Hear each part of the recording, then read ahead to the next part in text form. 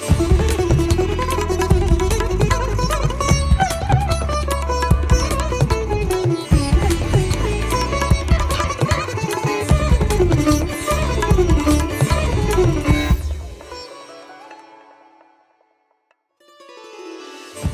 श्री साई राम। साई प्रेम वाणी के हमारे आज के प्रसारण में आप सबका हार्दिक स्वागत है। आज हम आप सबके लिए लेकर आए हैं सुमधुर कार्यक्रमों की मनमोहक कड़ी। आज के प्रसारण में आप अवतार वाणी के अंतर्गत श्री भगवान द्वारा दिए गए एक दिव्य संदेश का एक भाग सुनेंगे। तो चलिए कार्यक्रम का शुभारंभ करते हैं।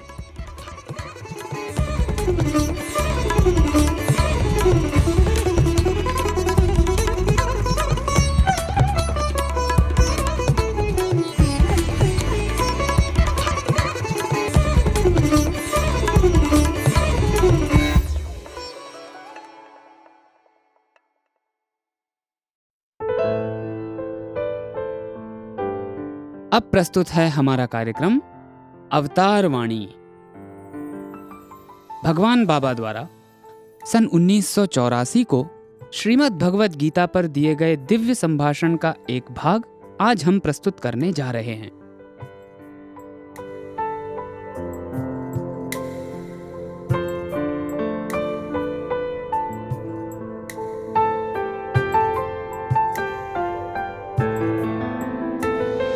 ప్రేమ స్వరూపులారా, ఇట్టి మహాపురుషులు భారతదేశమున అనాది కాలము నుండి కూడాను ఇట్టి పవిత్రమైనటువంటి ఆత్మతత్వాన్ని ఇతర దేశములకు బోధించి వారికి అందించి ఇలాంటి దేశం యొక్క ప్రతిష్టను నిలబెట్టుతూ వచ్చారు. ముఖ్యముగా ఇంద్రియములను నిగ్రహించుకునేటువంటి విధానము తెలియక అనేక మంది కొన్ని పెడమార్గములు పడుతున్నాయి. ఇంద్రియ నిగ్రహం అనేటువంటిది చాలా సులభమైనటువంటిది, తెలియని వారికి అన్నీ కష్టమే. अनादिकाल से भारतवर्ष में ऐसे महापुरुष पवित्र आत्मतत्व के बारे में अन्य देशों को उपदेश देते हुए देश का सम्मान उजागर करते आए हैं। प्रमुखतः इंद्रियों को नियंत्रित करने से अवगत न होने के कारण अधिकतर लोग बुरे मार्गों का अनुसरण कर रहे हैं। इंद्रियों का नियंत्रण अत्यंत सरल है, जो नहीं जानते हैं उनके लिए सब कुछ कठिन ही है। విషయం గుర్తించినటువంటి వారికి అన్నీ సులభమే కనుక గుర్తించుటకు తగిన ప్రయత్నం చేయాలి. ప్రతి ఇంద్రియ భోగములన్నీ కూడాను దుఃఖమునకు హేతువైనటువంటివి కనుక మొట్టమొదట వస్తువునందున్నటువంటి యొక్క దోషమును మనము వెతకాలి. తాత్కాలిక సుఖ సంతోషముల నిమిత్తమై మానవుడు అనేక విధమైనటువంటి యొక్క కష్టములకు దుఃఖములకు గురి అవుతున్నాడు. जो लोग विषय से अवगत हैं उनके लिए सब कुछ सरल ही है, अतः अवगत होने के लिए आवश्यक प्रयत्न करने चाहिए। सभी इंद्रिय भोग दुख के कारण हैं। सबसे पहले वस्तु में निहित दोष को खोजना चाहिए। तात्कालिक सुख और संतोष के लिए मानव अनेक कष्टों और दुखों से जूझ रहा है। రోగి అయినటువంటి వాడు అపత్యమును తినగోరి మరుగుగా ఏదో ఒక పదార్థమును తెప్పించుకొని స్వల్పంగా భుజించి తాత్కాలికంగా ఆనందిస్తాడు. అపత్యమైనటువంటి వస్తువును తాత్కాలికంగా తిని తాత్కాలిక ఆనందాన్ని మాత్రం అనుభవించాడు. కానీ తదుపరి ఆ రోగం అనేటువంటిది బలమై అనేక విధములుగా అతన్ని దుఃఖమునకు కష్టమునకు గురి చేసేటువంటి విషయంను తాను ఏమాత్రము కూడా గుర్తించటం లేదు. ఈ రోగము తీవ్ర స్థితికి పోయి అతనికి ప్రమాద స్థితిని కూడాను అందిస్తుంది. रोगी व्यक्ति अपथ्य को खाना चाहकर पसंदीदा व्यंजन को छिपाकर मंगवाता है और थोड़ा सा खाकर आनंदित होता है। अपथ्य व्यंजन को तात्कालिक रूप में खाकर तात्कालिक रूप में आनंदित हो रहा है, परंतु बाद में रोग के तीव्रतम होने तथा उससे होने वाले कष्ट और दुख से वह अवगत नहीं हो पा रहा है। यह रोग उसे खतरे की स्थिति में पहुंचा देता है। అదే విధముగానే మానవులు క్షణభంగురమైనటువంటి యొక్క భోగమునకై లొంగి తదుపరి అనేక విధమైనటువంటి దుఃఖములను అనుభవిస్తాడు. గొప్ప గొప్ప మహారాజులు పెద్ద పెద్ద భవనాలు కట్టుకుని ఆ భవనంలో సుఖనివాసం చేస్తుంటారు. పెద్ద పెద్ద వాహనాలంతా నిర్మించుకొని దానిలో ప్రయాణం సలుపుచూ ఇది నేను భోగములు అనుభవిస్తున్నానని భావిస్తారు. రకరకమైనటువంటి భోజములను చేయించుకొని ఇది భోగ భోజ్యములుగా కూడాను స్వీకరిస్తుంటారు. నేను ఈ విధమైనటువంటి భోగములను అనుభవిస్తున్నానని విర్రవీగుతుంటారు. इसी प्रकार मानव क्षणिक एवं नश्वर भोगों के वशीभूत होकर अनेक दुखों का सामना करता है. बड़े बड़े राजा महाराजा बड़े बड़े भवनों का निर्माण कर उनमें निवास करते हैं. बड़े बड़े वाहनों में यात्रा करते हुए मानते हैं कि वे भोगों का उपभोग कर रहे हैं. कई प्रकार के व्यंजन बनवाकर उन्हें उपभोगी खाद्य मानकर स्वीकारते हैं. बहुत घमंड करते हैं कि मैं भोगों का उपभोग कर रहा हूं. అయితే లోతుగా ఆలోచన చేసి భోగములను నేను అనుభవిస్తున్నానా లేక భోగములే నన్ను అనుభవిస్తున్నాయా అనేటువంటి విచారణకు వస్తే భోగములను తాను అనుభవించటం లేదు, తననే భోగములు అనుభవిస్తున్నాయి. భోగములు తనను అనుభవించటం చేతనే తాను రోగిగా మారిపోతున్నాడు, బలహీనుడుగా అవుతున్నాడు, వృద్ధాప్యమును పొందుతున్నాడు. परंतु गहराई से विचारने पर कि मैं भोगों का उपभोग कर रहा हूं या भोग ही मेरा उपभोग कर रहे हैं, पता चलता है कि वह भोगों का उपभोग नहीं कर रहा है बल्कि भोग ही उसका उपभोग कर रहे हैं. भोगों द्वारा ही उसका उपभोग करने के कारण वह रोगी होता जा रहा है, दुर्बल होता जा रहा है, बुढ़ापे को प्राप्त हो रहा है.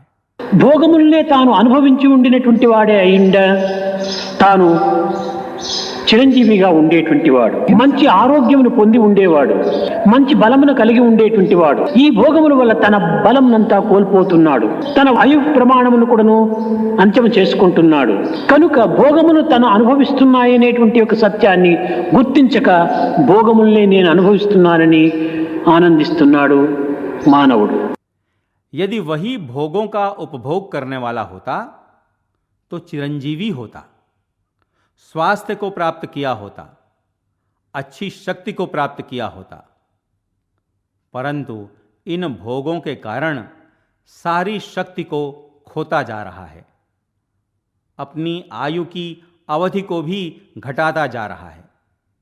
मानव इस सत्य से अवगत नहीं है कि भोग ही उसका उपभोग कर रहे हैं, बल्कि वह स्वयं भोगों का उपभोग करने की भावना से आनंदित हो रहा है. కనుక మనము లౌకిక సంబంధమైనటువంటి యొక్క భోగభాగ్యములు మాత్రమే లక్ష్యమునందు ఉంచుకుంటున్నాము. కానీ ఈ లౌకిక సంబంధమైనటువంటి భోగభాగ్యములు అస్థిరము అనేటువంటి సత్యాన్ని మనం గుర్తించుకోవటం లేదు. ఒకానొక వ్యక్తి ఒక సాముద్రిక శాస్త్రం దగ్గరికి వెళ్ళాడు. అతని దగ్గరికి వెళ్ళి హస్తము చూపించాడు. అతను చూచాడు, అయ్యా నీకు ధనరేఖ చాలా పెద్దదిగా ఉంటుండాలి అన్నాడు. ఆ మాట వినగానే ఆనందంతో చాలా కులికి సరిగా కూర్చున్నాడు స్థిరంగా. మరీ కొంతసేపు చూచి నీవు చాలా గౌరవ ప్రతిష్టలు అందుకుంటావు అన్నాడు. మరింత ఆనందాన్ని అనుభవించాడు పాపం. మరి కొంతసేపు చూచి నీవు గొప్ప పదవిని పొందుతావు అన్నాడు. ఆనాడే తాను ప్రైమ్ మినిస్టర్గా అయినట్టుగా ఆనందించాడు పాపం. हम इन लौकिक भोग और संपत्ति मात्र को लक्ष्य में रख रहे हैं, परंतु यह नहीं जान पा रहे हैं कि ये लौकिक भोग और संपत्ति नितांत नश्वर हैं. एक आदमी एक ज्योतिषी के पास गया, उसने उसे अपना हाथ दिखाया. हाथ देखकर ज्योतिषी ने कहा, सरकार आपकी धन रेखा बहुत लंबी है. यह सुनते ही आदमी सतर्क होकर बैठ गया और थोड़ी देर तक देखने के बाद ज्योतिषी ने कहा, सरकार आप अत्यधिक गौरव और प्रतिष्ठा प्राप्त करेंगे. यह सुनकर वह बेचारा और अधिक खुश हुआ और थोड़ी देर तक जांचने के बाद फिर कहा, सरकार आप बड़ा पद प्राप्त करेंगे। वह उसी दिन प्रधानमंत्री बन जाने की कल्पना करने लगा। తదుపరి రేఖను చూచి నీవు గొప్ప సిరి సంపదలతో తొలుతూగుతావు అన్నాడు. మరింత ఆనందించాడు పాపం. అంతలోనే చూచి పాపం, అయ్యా ఆయువు రేఖ చాలా చిన్నదిగా ఉంటుండాది అన్నాడు. ఆ మాట వినగానే కుంగిపోయాడు పాపం. దీని అంతరార్థం ఏమనగా, ఎన్ని సిరి సంపదలు ఉండినప్పటికీ, ఎంత భోగభాగ్యం అనుభవించినప్పటికీ, ఎంత అధికార పవరును తాను చేపట్టినప్పటికీ ఆయువు స్థిరమైనటువంటి లేనప్పుడు ఇవన్నీ ఉండి ప్రయోజనం ఏమిటి? అనగా తానే స్థిరము కానటువంటి సమయంలో ఇవన్నీ కూడా స్థిరములు ఎట్లవుతాయి మనకు? फिर अगली रेखा को देखकर ज्योतिषी बोला, आपको अपार धन संपत्ति प्राप्त होगी। यह बेचारा और अधिक आनंदित हुआ। इतने में ज्योतिषी फिर बोला, परंतु आपकी आयुष रेखा बहुत छोटी है। यह सुनते ही आदमी ढेर सा हो गया। इसका आंतरिक अर्थ यह है कि चाहे कितनी ही धन संपत्ति क्यों न हो, चाहे कितने ही भोगों का उपभोग क्यों न किया हो, चाहे कितना ही बड़ा पद क्यों न हो, परंतु आयु के स्थिर न होने पर इन सब के होने मात्र से प्रयोजन ही क्या है? जब स्वयं वही स्थिर नहीं है, तब ये सब स्थिर कैसे हो सकते हैं?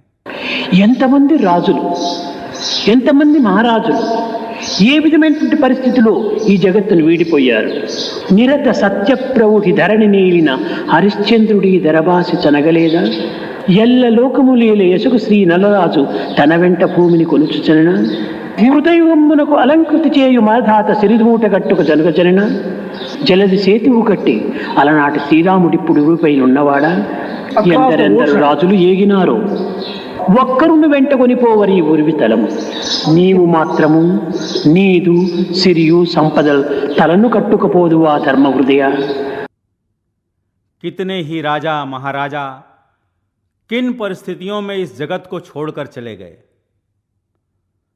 सतत सत्य धर्म से शासन करने वाला हरिश्चंद्र क्या जग को त्याग नहीं गया? सारी धरती का शासक नल महाराज क्या साथ साथ अपने भूमि को ले जा सका? सतयुग का अलंकार बना राजा मानधाता बांध गठरी धन की साथ ले जा सका? सागर पर जिस राम ने पुल बनाया था, धरती पर आज वह दिखता? कितने ही राजा आए और चले गए, नहीं ले जा सके धरती अपने साथ। तुम सब क्या अपने राज्यों को यहाँ से सर पर बांधे जाओगे क्या धर्म हृदय? కనుక ఈ గడిచినటువంటి చరిత్రను నీవు ఒకతూరి విచారిస్తే ఈ నశ్వరమైనటువంటి యొక్క పదార్థముల యొక్క విషయము నీకు చక్కగా అర్థమవుతాయి. కనుక సత్యనిత్యమైనటువంటి వస్తువులు కానీ, వ్యక్తులు కానీ, విషయములు కానీ ఈ జగత్తులో కానరావు, లేవు. నీ యందు ఉన్నవే బయట ప్రపంచం నందు నీవు చూస్తున్నావు. నీ యందు ఉన్నది, నీ యందు లేనిది, సర్వత్రా ఉన్నది ఒక్కటి మాత్రమే. అది సత్యం, శివం, సుందరం. కనుక అట్టి సత్యానికై నీవు తగినటువంటి ప్రయత్నం చేయి. అట్టి నిత్య స్థానమునకై తగిన ప్రయాణము సలుపు. అట్టి సుందరమనేటువంటి ఒక దివ్యత్వాన్ని నీవు పొందు. నీ కర్తవ్యాన్ని నీవు నిర్వర్తించు. बीते हुए इतिहास पर विचार करने से इन नश्वर पदार्थों का विषय अच्छी तरह से स्पष्ट हो जाएगा। इस जगत में सत्य और नित्य वस्तु अथवा व्यक्ति अथवा विषय न ही दिखाई पड़ते हैं, न ही वे हैं। तुम में जो हैं उन्हीं को तुम बाह्य जगत में देख रहे हो। तुम में जो है, तुम में जो नहीं है, जो सर्वत्र है, वह एकमात्र है। वही सत्यम, शिवम और सुंदरम है। अतः उस सत्य के लिए तुम प्रयत्न करो, वैसे नित्य स्थल के लिए यात्रा करो, वैसी सुंदर दिव्यता को तुम प्राप्त करो। अपने कर्तव्यों का पालन तुम करो। ఇన్ని విధముల బోధన చేసి స్థితప్రజ్ఞ యొక్క లక్షణం కూడాను బోధించి కట్టకడపటికి అర్జున్ యుద్ధములో దింపాడు. అనగా ప్రతి ఒక్క లక్ష్యం కూడాను నా యందు ఉంచి నా ఆజ్ఞను శిరసా వహించి నీ కర్తవ్యాన్ని నీవు నిర్వర్తించు. కర్తవ్యాన్ని నిర్వర్తించు నిమిత్తమై కాయము నీకు ధరించడం, కాయమును కాలముతో పవిత్రము గావించుకునే నిమిత్తమై కర్మను నీవు చేపట్టాలి. इतने प्रकार से उपदेश देने के बाद, इतने प्रकार से स्थित प्रज्ञ के लक्षणों का उपदेश देने के बाद श्री कृष्ण ने अर्जुन को युद्ध में उतारा. श्री कृष्ण ने कहा, अपने लक्ष्य को मुझ में स्थिर कर मेरी आज्ञा का पालन करते हुए अपने कर्तव्यों का पालन करो. कर्तव्यों का आचरण करने के लिए ही तुमने शरीर धारण किया है. शरीर को समय के सहारे पवित्र करने के लिए ही कर्माचरण करना चाहिए. भज गोविंदम भज गोविंदम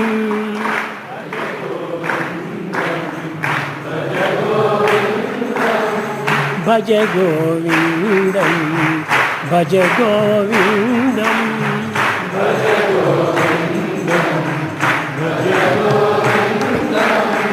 गोविंदम भज मूढ़मते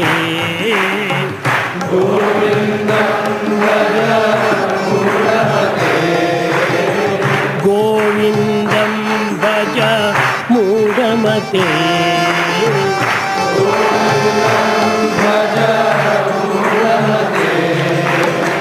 भज गोविंदम भज गोविंदम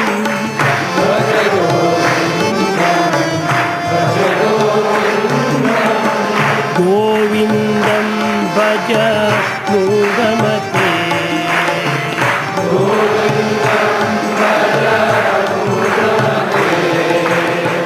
संप्राप्ते सन्निहिते काले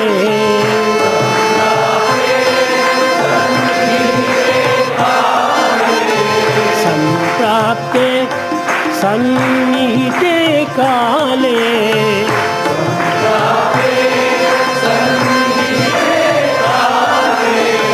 नहीं नहीं रक्षति दुःखकरणे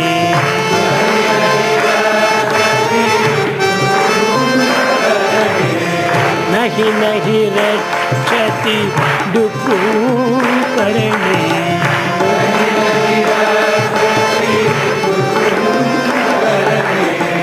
पुनरपि जननं पुनरपि मरणं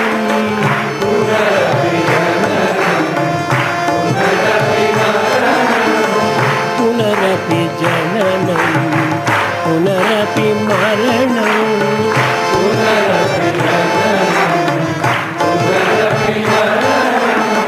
पुनरपि जननी जठरे शयनं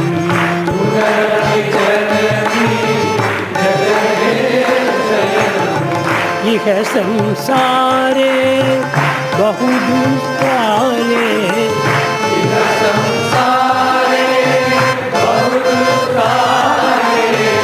इह संसारे बहु दुष्कारे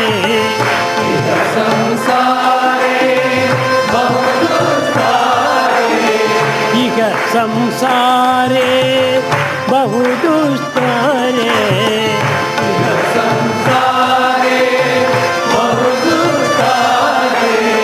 कृपया पारे पाहि मुरारे कृपया पारे पाहि मुरारे भज गोविंदम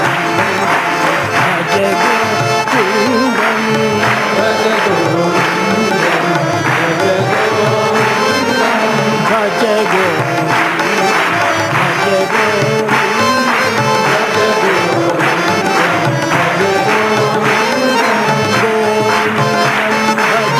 मूढ़मते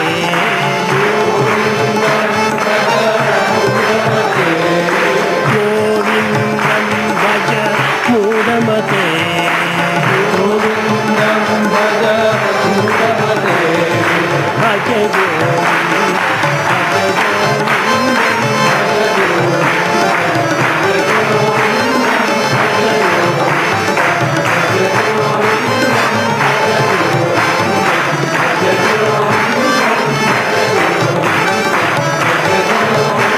गोविन्दं भज मूढमते। अभी आप सुन रहे थे अवतार वाणी। आज आपने भगवान बाबा द्वारा सन 1984 में श्रीमद् भगवद गीता पर दिए गए दिव्य संभाषण का एक भाग सुना।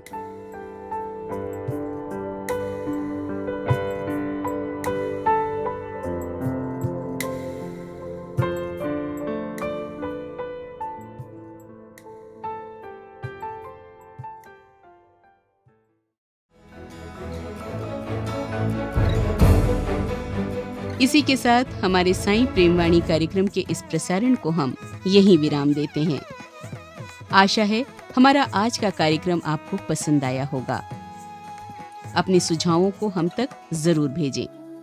हमारा व्हाट्सएप नंबर है 9393258258 93 258 258। हिंदी भाषा में हमारी ये सभी प्रस्तुतियां YouTube पर भी उपलब्ध हैं। इन्हें वहां देखने या सुनने के लिए हमारे YouTube चैनल को सब्सक्राइब करें और कमेंट बॉक्स में अपने सुझाव देना न भूलें।